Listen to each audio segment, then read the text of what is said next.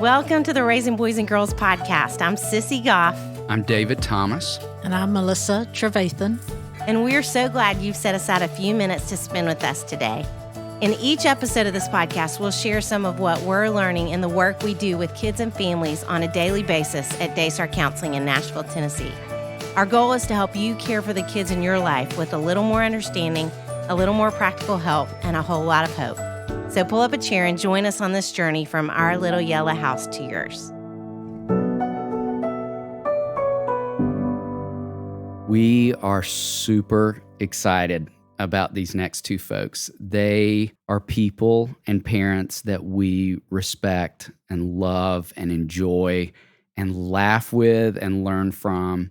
Nate and Ann Morrow are two folks that we are super excited for you to meet and have a really unique perspective on parenting that you'll get to learn a little more about in just a few minutes. But I have a personal connection to them in that Nate is the head of school at Christ Presbyterian Academy, where my wife is a teacher. So he's actually my wife's boss, and where my kids went to elementary, middle, and high school. So have had the opportunity to sit front row and watch him in his role as an administrator, also as a friend. And so just super excited for he and Ann to be a part of our conversation today and to share their voices with you.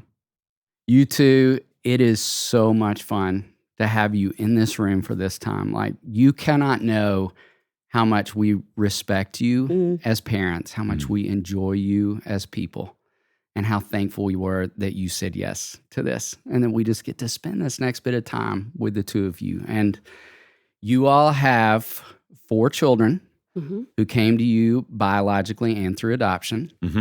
You have 7 multiples, which simply means you have a lot of wisdom and lived experience to share. And as we record this, you no longer have elementary age kids. That's You right. just made this realization, like, you only have a middle schooler and high schoolers, a house full of adolescents. Yes, a lot of puberty. We are feeling it. A lot of feelings in the house, I would imagine. Will you begin by just telling us about your kids? Also, what encouragement and challenge would you give to parents of multiples? Okay, well, I'm actually going to start by talking about when we got this email asking if we'd be willing to share on this podcast. And it came through to me, and I immediately read it and thought, oh my gosh, how can we so politely decline? The introvert in me thought, how can we say no and not lose favor? And then the trouble was, you also sent the email to Nathaniel. He somehow had a hold of it. And so before I could politely back away, Nathaniel said, yes, we'll be there. When do you want us? Tomorrow? So my disclaimer to start with is just saying we are so not qualified, but what does qualify us is we have 4 kids, and we are in the trenches with all the other parents that have kiddos out there, young kiddos, old kiddos, middle kiddos. We are with you, and we are in the trenches, and we don't have it figured out, but we want you to hear us say, you're not alone. So that's why we're here, and that's why I said yes, even after Nathaniel already told you yes and set a date. Well, and we asked you because you are thoughtful and wise and kind. Absolutely. And we, just like David said, trust and respect you guys so much. Yeah. So we have a 17-year-old son, 15-year-old boy-girl twins, and an 11-year-old. Our 11-year-old is adopted. And it is a beautiful circus of people. It's just a wild, wild adventure that you wouldn't trade for anything in the world. And it's really hard. And it's funny, our oldest daughter, Saw on my calendar that we were coming to Daystar. So she's like, why are you guys going to Daystar? what's going on? And we need help. And Anne said, oh, well, we're going on a podcast. And she goes, First, she rolled her eyes. So anybody out there that has kids rolling their eyes, know you're in it's your good company. standard response first. And I was like, why you guys? It's a fair question. Why us? And she is one of the multiples. And I would just say on the multiples front, when they were testing to go to kindergarten, right? So I work in a school and we were testing to go to kindergarten. The teacher came out and said, hey, Nate, I had to separate your children. I was like, oh, why? She said, well, they were cheating. And I said, what do you mean they were cheating? It's like, well, one of them wasn't quite sure, and one of them was really sure. And very so sure. the very sure was helping the not quite so sure. And I'd move them, and they still were kind of, psst, hey. And so that told us one of the first questions is like, do you keep them in the same class or not? So we quickly realized they're not going in the same class. And so all that to say is I think with multiples, you got to remember, just because they were born at the same time and they shared the womb together, they are very different individuals that I think needed to be treated. They're looking for their own identity. Yes. They're looking to discover who God made them to be uniquely. And so it's easy to say, oh, you're a twin or, you're a multiple and therefore you're this sort of package lumped together. Lumped together. And I think that's taking away of what God made manifest uniquely in each one of them. And you're going to get it wrong, right? You're going to forget. It's easier to do the birthday together, the party together. There's a lot of conveniences in just lumping them together. And so that's okay too. We've done lots of parties sometimes together. you just got to survive. Year after year, one twin blows out the other twin's candles before the twin can get to it. So. Yes. And so just there goes fighting. David Thomas' story, when we found out we were pregnant with twins, we were in shock. It's not in the gene pool for us to have twins. Wow. And so I went to a pastor and I said, hey, man, we're in trouble here. And he said, you need to talk to David Thomas. David Thomas has one, and then there's 2 year separation, and then there's 2 more. And so he and Connie will give you some advice. And so I went to David and I said, hey, here's the situation. What's your advice? He goes, man, I'm going to be honest with you. It's going to be hell for a couple years. And then it's going to be fun. And I would say I appreciate it because he was like the one person honest honest with us. Way Everybody to else go, was like, David. oh, you're having twins. And he was like, no. This is not going to be easy. Buckle up here. Yeah. That is so funny. Turned out to be kind of true. It did. Yeah, Absolutely. very true. Absolutely true. So it was like the one honest person. Yeah. Well, and I think you'll need to add that you had twins that were on a football team together. That is a fun fact about your twins. Yes. sure were. Yes. Flag football. My daughter's got a cannon. And so the competitive part of me is like, hey, and she was interested. And so I was like, all right. And here's the thing. Instead of having to do like 2 little kid sports on a Saturday. We did lump them together on that. That's smart. And so, hey, and at that age, they listen better, right? So you can teach the girl twin the plays and they'll pay attention and then just get the ball to who's open. It worked. It was fun. They actually had a good little connection. That's what I was Way and back she would in the throw day. him passes. She would throw him passes Absolutely. and he would take off running. I think that's the coolest. And it was fun. That is awesome. Till you tell them they can't both play football anymore, and then there's a lot of tears. Sure. Yeah. Well, let's talk a little bit about adoption Yeah. because your youngest is adopted. So would love to hear about your journey with that and even how you would encourage and challenge adoptive parents and even particularly ones that are in a harder season of that journey. Yeah. I don't think it's about adoption, honestly. I don't think adoption is something that is to weigh in on should you adopt, should you not. I think it's you should follow Jesus, right? Listening to him. And our story was just simply that. We had never set out that this was what we were going to do. Wasn't our plan. Wasn't in our plan, but the Lord in his graciousness made it very clear that this is my plan for your family. Yeah. And I think that's really important to start with because adoption it always has 2 realities. One is brokenness and abandonment, right? Like this is not the way it's supposed to be. Yes. And so it doesn't matter how good how potentially, good the circumstances around it. It's still born out of Still born out of deep brokenness. Deep brokenness because that's not the way it was meant to be. And God is so good and gracious and faithful. Even as we're walking through the adolescence of an adopted child, I think being able to go back and recognize those 2 realities of God loves you so much and is so faithful, and we are so thrilled to get to be your mom and dad.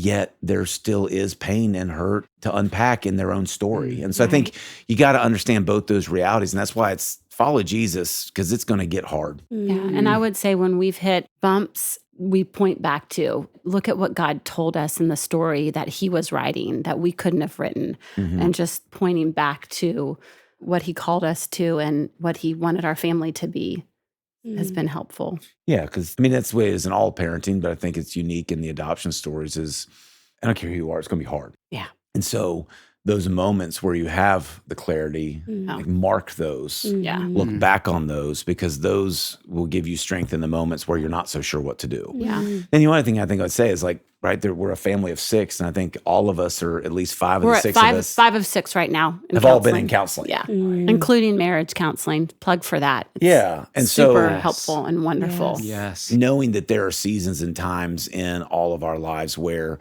we're just too close to it, we're too involved in it. We just can't see, and we need someone else to help us see this from a little different camera angle to help get a better understanding of it, whatever it is we're doing and feeling. And so I think destigmatizing that, starting that early, and just going ahead and saying, hey, this is just a part of life that we all need others to help us see and interpret the story of our own lives. So it's got a healthier interpretation than sometimes what can sneak in the middle of the night. So we're fans of this little yellow house and you all, and any places where kids can go and be heard and seen and understood. And thank you. That's important in our family. Important piece. Thanks for saying that. Yeah. What a gift for kids to have parents operating from that posture. Oh, yes. Like all throughout growing up, to know this is how we see it. This is the benefit of going, like, what a gift you all. Wish all kids had that. Yeah. We've I like the certainly different- needed it, and so it's been an easy yes to say Well, and I we're going think to that's prioritize too- it. For parent, I mean, I think one thing that's been important is having relationships with somebody further down the path with you, right? So us having relationships with parents that have adult children, because that's kind of, we're looking towards college now, and having somebody just ahead of you that can help you. So a lot of those people for us pointed us to counseling. Like, hey, y'all, preemptive. Don't wait till you need it. Go ahead and get it started, right? Like, get this as a part of your family's rhythm now, because you will need it, and let's have that in place beforehand. Anne Lamont says something about that you need the same thing. And she says, because parents of children the same age won't laugh at how horrible their children are. Well done. Yes. Yes. So true. Yes. Okay, you not only have the perspective of a parent, but that of an educator. Okay, Nate, you have served as a teacher and administrator in public and private schools for decades now. And we have a lot of teachers who listen to this podcast, and you are a champion of teachers. Like, we have both witnessed that. What's something you want teachers to know or remember about their calling? Ooh. So I just left our elementary cafeteria, and I was sitting at a table of third graders. I think it was Mrs. Cook's third grade class. And one of the young students came up to me and said, "Hey, Mr. Morrow, can we turn the school into a water park?" And I love third graders. and it's like, you're right on, man. Like, how awesome would that be? His answer was yes. Yes, I might get fired, but yes, that sounds amazing. And if not, we can at least do a slip and slide until just sign the release. Yeah. But it struck me as, I love being with kids, and so what I would want to encourage all of the teachers and educators. So first of all, you're pouring your life into helping a parent, a grandparent, a foster parent, whatever role you play in a child's life, you're helping them raise this child, right? Because they're in school as much as they are at home. Yeah. Yes. And it's hard. I mean, it is hard. And so I think go back and talk to your 18, 19, 20-year-old self and ask them why they were getting into this in the first place, right? What was your first love about this? And so I think in the last 2 years, when you look at the numbers of people leaving the profession and how low it is of people going into our educator prep programs, it's scary, right? Like, the ripples of that are scary. And so I think it's reminding ourselves of what kind of got our heart beating fast to begin with. And it's not navigating pandemics. It's not angry emails you might get. It's not all of those things. It's being reminded, like, I mean, just, we're talking about a parenting podcast, but like, it's just being reminded of what got your heart beating fast, and go talk to that 19-year-old who's trying to figure out their college major that was so excited. They didn't know what they were doing, but man, they were ready to get in the classroom. I know that's helpful to me, and I'm reminded of it when I get to be around kids, because in the administrative role, less time with kids. Yeah. And so that would be my encouragement, is just remember your first love and remind yourself of it often. And the teachers are the champions. They're the champions are. in the hallway, and they're the heartbeat of the school. And we're just so crazy thankful for them. Absolutely. Well, along those lines, we challenge parents a lot to support their kids' teachers rather than standing in opposition or criticism. Yep. And how would you challenge parents to do more of that? Because we all certainly benefit when that's the case. Yeah. We were, was it last week or the week before? We were I've been at a banned from parent conferences by her, so she's going to have to answer this. No, you haven't. No. So we were the coach was holding a meeting for parents to come to where we were kind of laying out the ground rules. And this coach, I feel like, did a really good job. It's not her first rodeo, and she knew what she wanted to say, and she wanted the parents to hear. And what she started with was, if you promise not to believe everything your daughter says about us, then we'll promise to not believe everything that they say. They say about you. That they say about you. That's so good. And it made me giggle, but I was like, wow, let's start there. And so let's think about that in terms of a lot of relationships, and especially with our kids and their teachers. Sometimes I just feel like, what happened to giving people the benefit of the doubt? Yes. I think there is some value in that. And just digging in and not going straight into attack mode. Yes. The question we often talk about is like, what is the kindest allowable response? In the range of responses that are appropriate, because there's a range of appropriate responses, what's the kindest and most gracious way to start? Mm. And so I think that's part of it, and just having somebody to remind you, because it involves your kids and they're so precious, and you get emotional and you see them hurting or crying, or they got cut, or they didn't get a good grade, or they got misunderstood, or any of those things that can happen. You want to rush in and do all you can do to protect them, and yet you need some check and balance of perspective. Mm. And I think the other thing is just Equipping our kids. yeah, like they're leaving us. Yeah. Like that's really the goal. The goal is for them not to live with us the rest of their life. It is for them to leave and go have their own life. And so also reminding them that they have a voice. Yeah. And that it's important for them to have to, if they care enough about it, there's a way to go about having a conversation if you're frustrated, if you're hurt, if you're upset, if you're confused. And let's begin to practice that, because that's the skill you want to see honed that's going to be important when they're outside of your home, whether it be college or work, that they can go into someone who's in authority and with civility and humility, but with a level of advocacy, state a position, be willing to listen and understand, but also, ask the questions that are important. So I think it's A, benefit of the doubt. B, how we teach them to have voice and to also be disappointed, and it's okay. Yeah. Yes. Yeah. You didn't get the answer you like, Yeah. and we move on. Right. Like life and death isn't in this yes or no, Yes. and we don't need to give any situation that much power over us. So disappointment is a good place to learn, and sadness and hurt is okay. So let's be in that, and all the feelings that you guys are experts on that can go with that. You too. I I mean, we know. could just stop right there. I I'm not saying we always do that, know. right? Like, No. Wisdom, I you love too. it. Yes. No, but we won't, because we have more. We want to Yeah, hear we from have more two questions. of you. Sissy, you will not believe what I did this morning before we started this podcast. What'd you do? I ran a marathon. You did what? You ran a marathon this morning, David? Well, in my imagination, I did. Oh, now I see. But let me tell you, I am hydrated enough to run a marathon thanks to Liquid IV. I don't want to run a marathon, but I do love using Liquid IV. The new year is here, and there is no better way to kick off 2023 than by making sure you're feeling like your best self. Liquid IV is the category-winning hydration brand fueling your well-being, and their hydration multiplier is the one product you're missing in your daily routine. We fly so often, and it's easy to get dehydrated on a long flight, so I've started taking them on trips. I love how easy it is to throw several packs in my purse and just pour them into my water bottle. What's your favorite flavor? Watermelon. I love acai berry and pina colada. One stick of Liquid IV in 16 ounces of water hydrates you 2 times faster and more efficiently than water alone. With 3 times the electrolytes of traditional sports drinks. And Liquid IV is on a mission to change the world.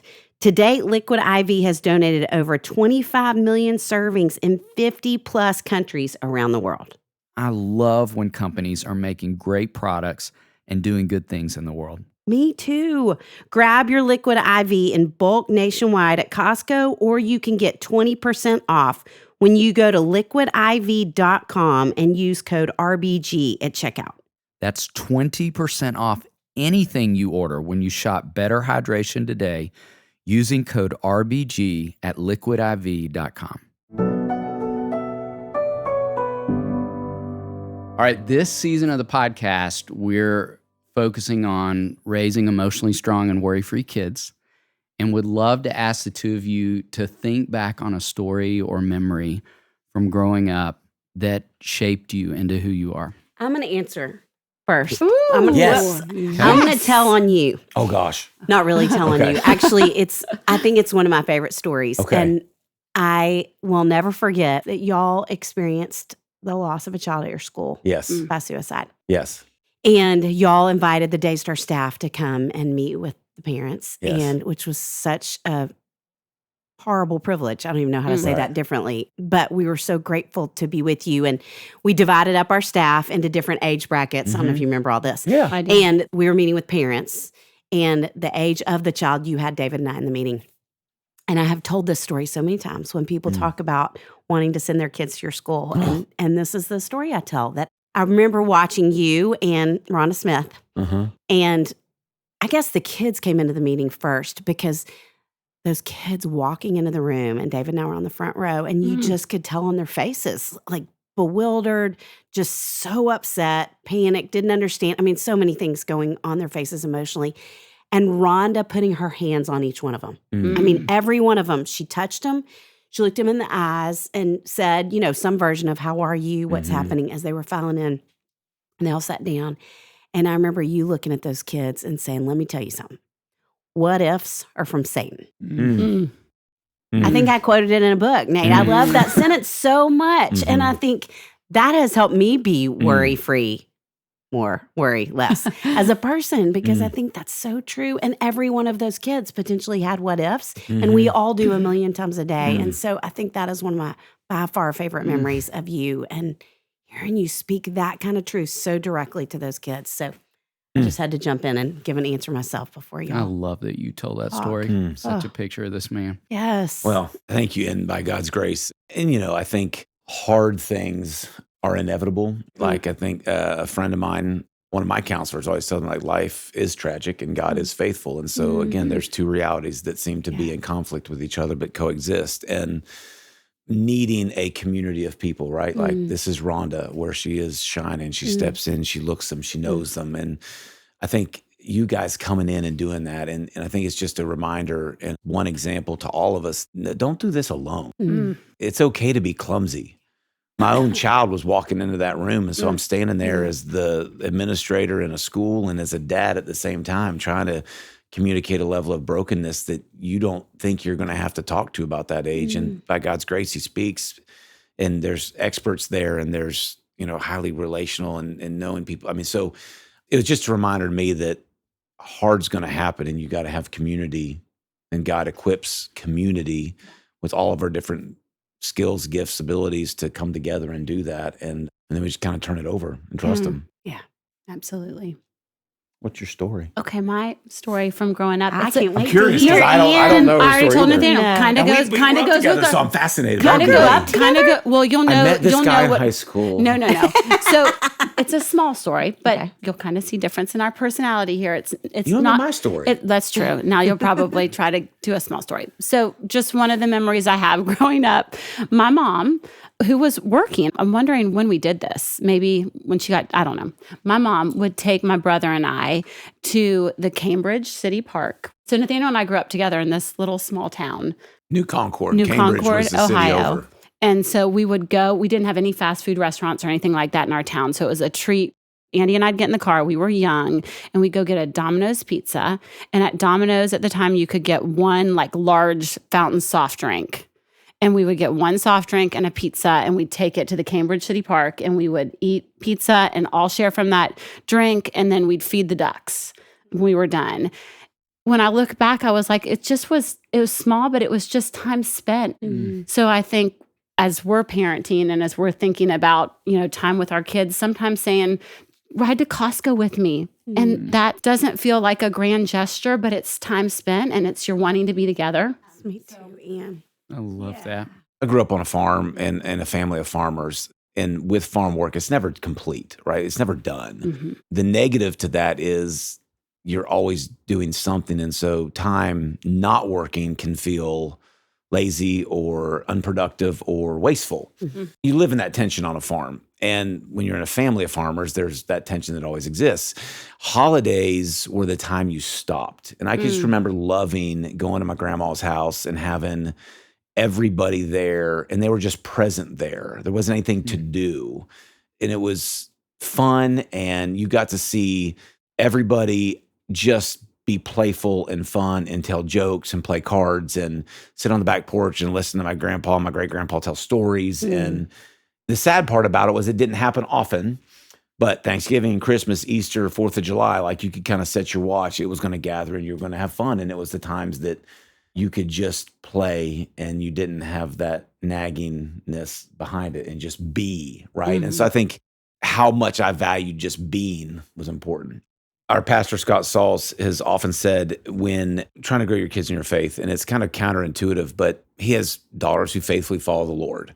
And to be a pastor and have your kids who are faithfully following the Lord is rare, right? There's a reason there's the preacher's kid, right? That kind of has the whoo with it. And, one day we were having dinner with them. We're like, how do you do that? Because we're around ministry a lot. We're in ministry a lot. And he said, honestly, we don't do family Bible studies. We don't do all the family stuff. Like we have a rhythm and we go to church.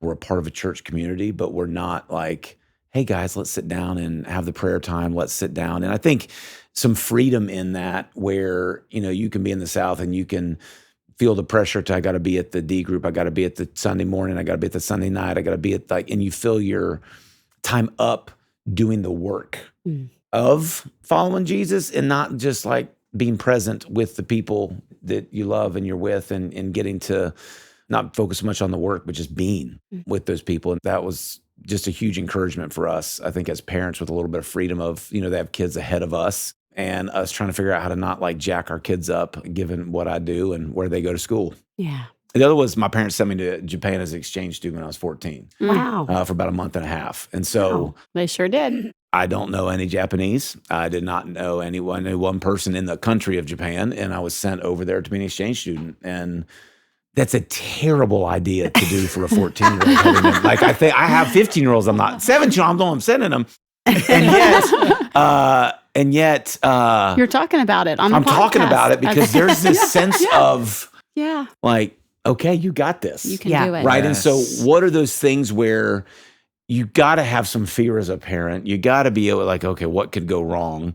And you just let it go anyway. And yet for the kid, the 14-year-old, the agency and the independence and the confidence and the loneliness and the all of those things that you just got to deal with because, this is pre-cell phone, pre-internet, pre-anything. I mean, I got home before some of my mail arrived back, right? Like, so, and just having to sit in all of that was just unbelievable. And I think that sort of set at a very pivotal time all right, what's next? Kind of mentality of like, we can do this. Like, what's the eventual? Let's go on it. We're going to be okay. We'll figure it out. Yeah. Well, and that's interesting because we've been talking a lot about purpose lately, and that's such a part of that is a kid experiencing purpose on their own. And you said some other words I loved: agency, loneliness. And in light of those things, what would y'all say really does help kids become more emotionally strong, worry-free? What are some of the things y'all think are important? I had to learn this the hard way in parenting. But for me, it was letting my children see me be human. And fail and not get it right and not be sure of what to do and not have the plan all figured out. I wrongly probably thought I need to get this right. I need to be the comfort for my family where they can rely on dad to figure it out, to get it done, to make it work, to take care of it, to all of those things. And yet what would happen in that was dad started to look way too good and perfect and flawless because of what I was trying to project. And when I was able to say, I don't know what to do here, or I'm not really sure how we should handle this, or man, I really screwed that up. I really messed that up. I think that gave or gives our kids, the greatest sense of strength, which is okay, we're human. We have limits. We're limited in capacity. We're limited in ability. We're limited in everything. Yeah. And so I need you and you need me because I have some answers that you don't have and you have some answers that I don't have, and we need each other. And so this idea of neediness and humanness being the thing that gives them the most strength because it's true, Yeah. as opposed to, wow, it's all taken care of. It all works out. Yeah. Everything happens and it's good. And that actually creates more anxiety and stress because Yes. they know inside that Right. gosh. Yeah. I'd say very similar. Even just recently here, starting back to work, my kids have seen me struggle and seen me, I don't know if I did that right. And just looking at that as it's actually a gift to be able to mess up in front of them or to say, I definitely don't have dinner figured out for tonight. So we're all jumping in together on that and giving them permission to see we don't have it all together and we need them and we need them to step into roles in our family and kind of share the load and that we're so human. I think all 4 of ours would say, yes, you are. Yeah. You go to Yes. bed so early, Mom. You get so tired. Yes. And that's not always easy to do as I'm a 2 with a 1 wing. So the 1 in me wants to tell them I've got it all together and figured out. And the times when I'm stretched and they see I don't have it all figured out, I'm hoping that as they grow up, they'll look back and say, oh, Mom was figuring it out too. And it gives them permission to do the same. Well, and I think not just the honesty in that, but the purpose. That when you're sharing the load, Yeah. they have this sense of mission in your family that is a gift. Yes. Yeah. Right. An incredible It's gift. kind of funny though. So I just jumped back into work and everybody was like, oh, your kids need to do the laundry and rattled off all these things. And I was like, oh, shoot, they already do all those things. Good for you. That's Don't so tell 'em. good. Yeah. Good Don't for tell. you. Yeah. That's right. No. I love it. I'd say the only other thing I would add to that is a guy named Carter Crenshaw, longtime pastor. He would always say, let them catch you in the morning spending time with Jesus. Ann and I'll tell our kids all the time, like, hey, there's more we don't know than we know, but a day that begins with Jesus is better than a day that doesn't. Yeah. And so sort of like how So good. first things frame the rest of things. And so the years of catching somebody having a time with Jesus, a little time in the Word, a little time journaling, not that your kid's ever going to be like, oh, Mom, Dad, look at you. Like, great job. I mean, I'm now going to do this. None of that's going to happen. But I think that was the only other thing is just like those rhythm things that they get to see in you, I think, grow greater fruit than sometimes the things that we ever say. Yeah. Yeah. Along those lines, it's a great transition into where we want to go next. All right. We talk a lot about arming ourselves with truth Mm. and would love to ask you both, like, what's one truth that has helped you worry less, especially as a parent? A long time ago, a friend gave me, it's like one of those blocks of wood that has a saying on it, and it just says, be still and know. It's in our kitchen, and, the kitchen's kind of the hub of life. Lots happens all around the island and the refrigerator. So I see it all the time, and I try to remember when things feel out of control or I feel anxious or worried, just be still and know that He is God. I am not. I don't have to be. He's got it covered. And I'm thankful it's a visual reminder from a person who loves me dearly. And it has a forever place in our kitchen. Mm-hmm. Yeah, along the same lines, it's just God loves my children more than I do. He loves our children more than we do. They're more His kids than our kids. That's so good. I don't live that way a lot. It's like amnesia. I forget that all the time. Or But goldfish. yeah. And yet it's true. And so I think just reminding myself, and if that is true, then He's got them way better than I can ever get them. So wish I remember when I'm being still. Yeah. Another trusted voice that I turn to a lot is Sarah Haggerty. And she talks about finding God in the middle minutes of our day. So when we're carrying a load of laundry upstairs or stuck in traffic or, waiting for the pizza to be delivered, just in those minutes, turning and looking and listening and finding God all through the day in the middle minutes. And I feel like that's another place when I maybe have a day that feels more anxious or worrisome, looking for him all through my middle minutes. I've never heard that. I love that. She's Middle great. Minutes. Yeah. Sarah Haggerty, their family went on the adoption process a little bit before us, and we were connected through them. And so she's just another wise and trusted voice. Sissy, how often would you say the problems we see in our office with kids likely have a lot to do with their nutrition? Oh, definitely often, because brain and physical development is so connected to the foods we eat. Yes, it is. But it can be so hard to get kids to eat good foods. That's why I'm so excited about Hiya Kids vitamins. They were formulated with the help of nutritional experts and include a blend of 12 organic fruits and veggies and 15 essential vitamins and minerals. Parents love Hiya because the vitamins help parents get the best nutrition into their kids' growing bodies. But you know what else kids need besides good nutrition, David? What's that? Fun. With each new order, Hiya sends a super cute jar and stickers to decorate it. My nephew Henry loves his Hiya jar and has had so much fun adding his name to it. That is super fun. And what a great way to get kids excited about taking their vitamins. We've got a special deal from Hiya just for our listeners. Receive 50% off your first order. Just go to hiyahealth.com/RBG. This deal is not available on their regular website. Okay, I'm going to have to spell that for you. Visit hiyahealth.com/RBG and get your kids the full body nourishment they need to grow into healthy adults. Okay, we have a bonus question Awesome. that I'm going to have to read because David knew all this and I didn't. And I think this is fascinating. And a lot of people may not know this about you, Nate, but it's a fun part of your resume. So you played football at Vanderbilt, then the Tennessee Titans. I had no idea. It's because it was only there long enough. Just for a minute. Just for a brief snack. Well, and really stop. 2 minutes. One minutes. season, another Yes. season. 2 minutes. Two seasons. Well, Unbelievable. That sounds better than it is, but thank you. Well, I think that's so cool. And that you're a student athlete too. Yes. I didn't know that. Volleyball.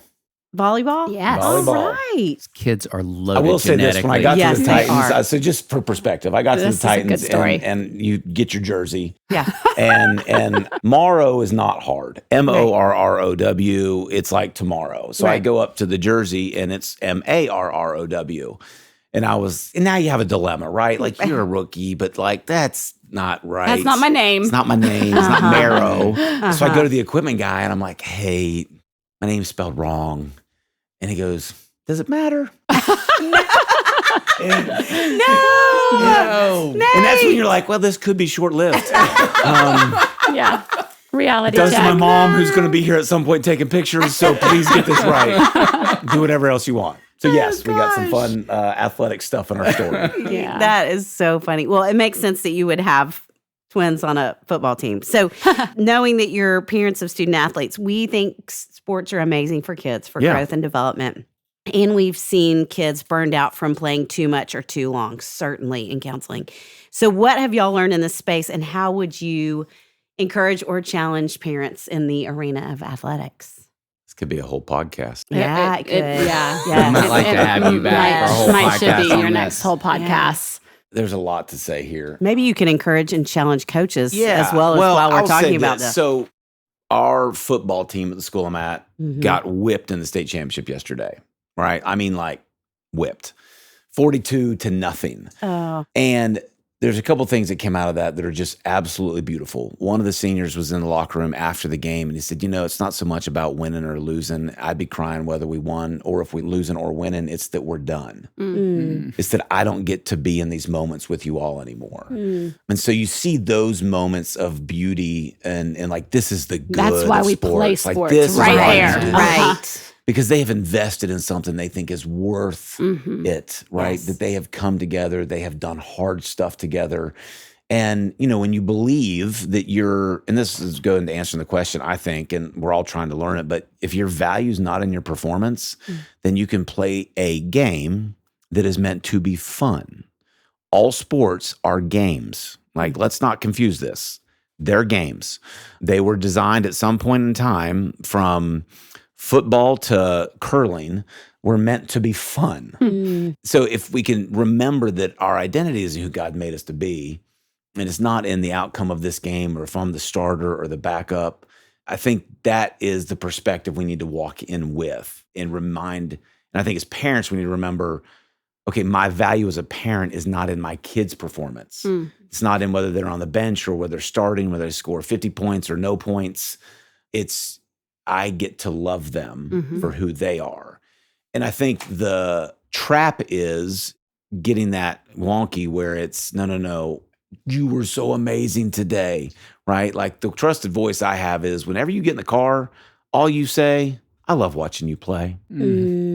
That's a We don't need to rehash the game. We don't need Yeah. to go back through who got what plan time. However, we don't need to go back. They have a coach. Yes. And it does not need to be them. And I remember, since you brought the Titans, I coached for a year and I coached Jeff Fisher's oldest son. In high school. And when he was in high school. He So I was a used high to be school the, coach. and just if there's anyone listening so who Jeff might be a Fisher little used to more be the- illiterate like me, The he was head football coach of the Titans. Yes. I had just gotten cut. I was now coaching at a high school and I had his oldest son. I was his position coach. And I remember needing some advice. And that's intimidating, right? Like this guy obviously knows more about football. Like he's forgotten more than I know. And yet I'm still trying to coach his kid. And so I called him up and I was like, hey, I got a question. He goes, are you asking me as a dad or as a coach? Which hat do you want me to wear? I said, honestly, a dad. And he was like, great. And we talked as a dad and we didn't talk football. And it just showed me that like what humility that would take and what great wisdom there is. And I think that, he needed a dad and we were talking as a dad, and my kid, when they're done with the game, needs a dad and a mom. They don't need another coach in the car. Because the unintended consequences are, I'm happy when you do good. I'm sad when you do bad. I'm happy when you play. I'm sad when you don't play. And that definitely leads to burnout. And that leads to burnout. It leads to anxiety. It leads to stress. It leads to the game not being fun. Yes. And then it's like, what are we doing? Like, and again, you didn't know any of this stuff of our history, and that's okay. Yeah. Like, that's good. That's great. And you shouldn't. Yeah. Because it was a season and then it's done and nobody really cares. Right? Like, it's great, but nobody really cares. Yeah. And echoing, we don't have it figured out. And we're trying, along with all the other parents out there, to figure out with our kids, what's too much. We have one who wanted to play travel, and we Pumped the brakes as long as we could. We sure did. We drug our feet for as long as we could. And now so we're all in. I really just think there's so much to be said about, Carter Crenshaw also, he always talks in baptisms about how God needs to be the center of your family, at the center of your marriage, your focus. You're both looking to the Lord. And then when you have a child, sometimes it's easy to all of a sudden get it mixed up and let your child become the center of your world or your children, and that things revolve around them and how that's a place they're never meant to be.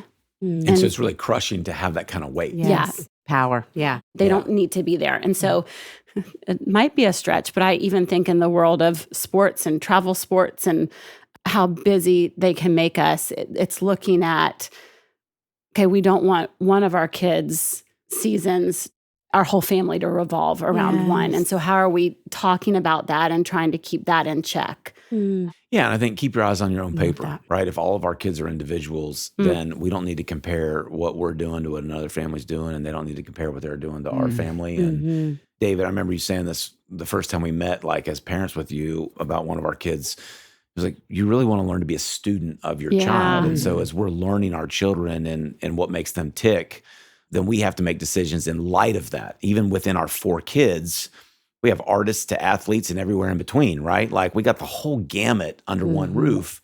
And so as we're learning these kids, to treat them all equally would be the most inequitable thing possible. Yeah. And so what we might need to be able to do as a family to not give them the unbearable power of being the center of our universe might look different in practicality and logistically of our family than somebody else's family. And so I think part of it's being free in what you're doing as you're learning your own kids and not trying to look to your left and to your right to make sure what you're doing lines up with everybody else. But then asking the trusted voices along the way. Yeah. Mm-hmm. Yeah. Just so thankful that you all would be open to us throwing that bonus question at you? Yes. Because we do. We Yes. get asked a We lot got a game by tonight, and I might parents. get tossed. I don't know. No, I mean, look, he's not going to get tossed. He sits beside me and I say, Nathaniel. shh. I bury it. All the stuff the counselors tell us to do about expressing it, you push it deep down in, you lock it away, and then you go outside by yourself later. Another thing I feel like we've always talked to our kids about doing, and this is for their coach or their art teacher, or when you've had time with an adult and they've invested into you, even on a daily basis, say thank you. It Yes. matters. Yes. So that's another, that we don't need to be their coach, and that having a heart of gratitude for someone who's poured into you, even if you didn't love that practice that day, or that's important. So that's another thing where was like, did you thank your coach? I love that. Good. Yeah, me too. Well, we like to end with something kind of fun. All right. For this to be a parenting podcast, we talk a lot about food on Yes. this thing. Yes, a we do. lot about food. And we want to throw a 2-part question your way as we wind down. First question is queso or guac? And the follow-up question is, what's your favorite kind of taco? So you guys are salties. Oh, Not a yes. sweet. Oh, I'm yes. a salty and a sweet. I'm, Okay. I'm way We're more just talk- salty. I'm way Talking more the salty. salty I'm a right salty now. So this Sissy. is like her dream question. Yeah. Because Yeah. the whole It's good. realm. Wait till you hear my And I'm answer. over here looking for an ice cream sundae. And you didn't even, that's not even on the list. We can go there next. No, I'll stick with the question. I'm just saying, I feel like there's bias within the There is. question, already That's in the true. question. given the Yes. options we have. Must Yes. be why I felt so excited about this question. Yeah, she feels very Hey. seen by this. Okay. Yeah, so my answer is between queso and guac. My answer is no. The trio. Any good yes. option is going to be, it's going to have the Yes. little cup of queso, Yes. the guacamole, and a house-made fresh salsa. Yes, So there, I'm that's saying good, trio. Ann. That's my good. answer there. I like the love trio. Okay, guac or queso for I mean, you, it's Nathaniel. easily queso, but that's not what you want to eat, right? Like if you have a bowl of your trio, what's the first one empty? That answers your question. The first one empty, no matter who you're sitting with, is the queso bowl, which means That's true. That's true. That's where you're going first. I wish it wasn't true, but that's the case. Okay, and my favorite taco Yes. at the moment is from Mojo's Taco in the factory at Franklin. They have a fried avocado that's just delicious. And they also have one that's called the Old School Puffy. And so the shell is a treat in and of itself. It's just an old school, like ground beef, pico, jack cheese. But the shell's a treat. So people need to go find out what I'm Yes. talking about I have and order never the been to old school. Mojo's. Oh my goodness. It's my favorite right now, isn't it? Is it? Yeah. So you need to go. We need to go. I was going to Sissy. say, I'd love We'll to go with together. you. Ann. Okay, that'd be fun. I mean, I don't love a taco. If you said burrito, if Yeah. you said soft taco, hard taco, I mean, I'm going through my options here. Okay. I would say the best, Ann makes a taco ring. Whoa, what's Okay, a taco ring? Yes, this is Oh. phenomenal. I'll eat the entire thing. Like I'll hurt myself with it. My kids love a taco ring. It's the one dinner everybody won't fight over. Okay. What is Yes. this? I don't actually. I'm over here trying to explain. I don't make it. I don't know. It's phenomenal. It's crescent roll and taco meat. What? I don't even know how to make it. I just know it's good. Put it all So you over. You lay make it out like a big this- wreath almost. Yeah, you lay out like a wreath No. of Pillsbury crescent rolls. Yeah, Right. You have right. it laid out there, and then you have the taco meat, and you put it inside the circle, and then you wrap the croissant back over top of it, and then it's like this big ring, like a stromboli or something in a Oh circle, Yeah. my goodness. but it's full of taco meat. Wow. And then you put it in the oven, cook it, and then you have all your taco toppings Yeah. outside of it.